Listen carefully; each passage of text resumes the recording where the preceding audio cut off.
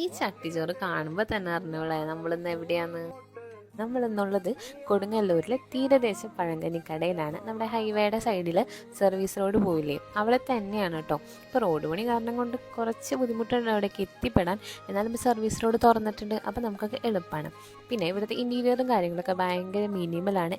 ആരോ എവിടെ പറഞ്ഞ പോലെ ലുക്കിലല്ലല്ലോ വർക്കിലാണല്ലോ കാര്യം. സോ നമ്മൾ ഓർഡർ ചെയ്തത് 2 ഫിഷ് ബിരിയാണി, അന്നത്തെ സ്പെഷ്യൽ അറക്കയായിരുന്നു, അപ്പോൾ അതിൻ്റെ ബിരിയാണി.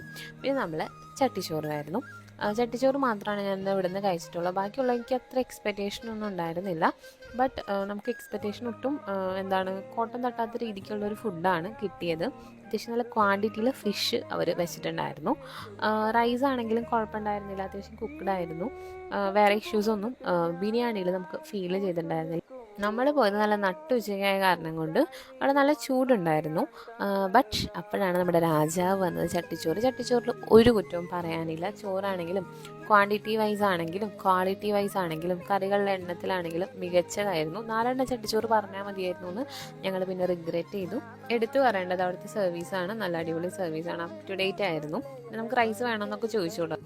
തീർച്ചയായിട്ടും നല്ലൊരു ഡൈനിങ് എക്സ്പീരിയൻസ് അതും ചട്ടിച്ചോറുമായിട്ട് ആവശ്യമുള്ളവർ പോവേണ്ടത് തന്നെയാണ് കേട്ടോ.